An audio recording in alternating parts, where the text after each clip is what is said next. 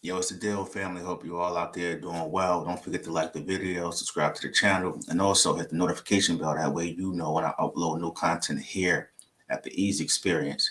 You check it out. Today we're going to analyze and break down a video with RZA, the Abbott, Bobby Digital, the creator and mastermind behind Wu-Tang, speaks on the greatness of Nas. All right, I'm not going to hold you up much longer. Let's get right to it. Outside of you and anybody on Wu-Tang, who's the greatest rapper from a lyrics, like a wordsmith perspective in hip hop history, or some of the greatest? Maybe some candidates. Let's name a few. I mean, you're gonna have to start with Rakim. You know, you're gonna have to pick Coogee Rap in there.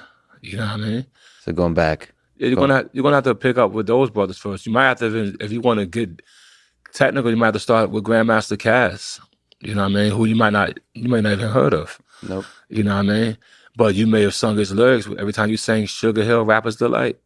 Because That's his. that was it. They copied his and they I love what he's doing here. Before he gets to his main point, he's always giving a history lesson. He's not just throwing names out there. He wants those listening to actually go back and to do the history and study and do your research to understand why the person he is about to name is who he is today because of the pioneers. And he just took it to the next level or next levels. made it theirs. But point being made, but I'll name a couple more. I got to put Nas in that category. You know, we got a chessboard in front of us, and one of the greatest chess players, the youngest grandmaster, before I think Carlson was Bobby Fischer.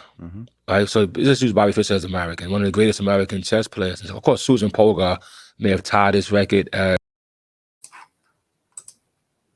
More jewels and more gems. He wants you to go back and do history and research. There's always a teaching moment in everything. Bobby Fischer, a prodigy, a child prodigy, a gifted soul when it came to the game of chess. Go back to your research, not just knowing names. He's dropping gems. the youngest grandmaster, and she's the youngest female grandmaster, I think, to date. But he was a master at what, 14? Yeah, something like that. Right? So now, to me, I met Nas when he was 15. He was already a master lyricist.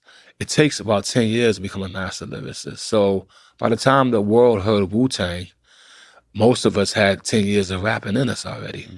So that's why you met us at mastery level. It takes 10 years to become a master lyricist. I met Nas at 15. All right, granted, that puts him at 5, but like they always say, you have your entire life to write your first album, right? At the age of 15, the fact that he was considered to be such a grand wizard or just great at what he does, or wizard with the pen, speaks volumes because this is coming from an individual who is a student of the game, who's listened to all the pioneers, who's engulfed himself in the culture. And if he, a peer of Nas, can actually sit here and state that ego side, that speaks volumes of not only RZA, but Nas's talent. RZA was already a master when Nas was a master, but RZA was 21. Nas was 15. So Nas is like the Mozart of rap. Yeah, or just Bobby Fischer. Just a Bobby Fischer, just born something in him, or maybe those early years, just because he's not just good at the lyrics. He goes deep with it. Yeah, just like you. So he's like, there's depth. It's not. We spoke about this in previous videos. He's not just good, he goes deep. Descriptive writing, open book. He's always seeing the world in a different way. And what's the beauty of it is that a lot of artists try to conform and they try to stay within a box that people put them in. Nas has always tried to progress and push forward, even if it makes him or others uncomfortable. He's not really too fixated on what you think. The ultimate goal is to get what's in me out, and that will be my true legacy. That's art. Not just like mastery of the word smithing. It's just the message you actually send Condensing across. information Yeah. into a small phrase. Right? That's the whole thing of energy. How do we condense all that energy into this so that it could fuel that?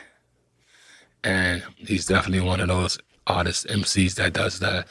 And he was doing it at 15. You know, like I said, I'm thinking I'm 5 years or 4 or 5 years older than Nas.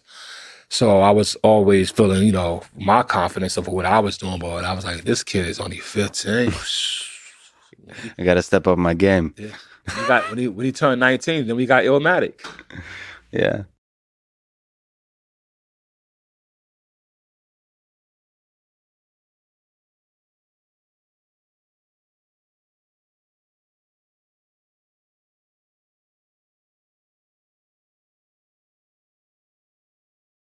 My bad. I didn't realize I was muted at the moment. But yeah, you have your whole entire life to write your first album. You know what I'm saying? And you got Illmatic at 19, as RZA stated, right? But I think the most important thing is that, well, one of the most important things that RZA stated was Nas has the ability to write such descriptive and inviting content within a small phrase. This is not a 350-page nonfiction book, you know what I'm saying, or novel. He's writing these songs in 3.5 to 4 minute spans and telling you an entire story and captivating an entire audience. That's a gift. That's prodigy like. That is once in a century talent. Like we have to stop taking Nas for granted or any other artist who's along the same vein that takes the time and wants to progress and push the art, man. Shout out to RZA for such great insight as well as the host.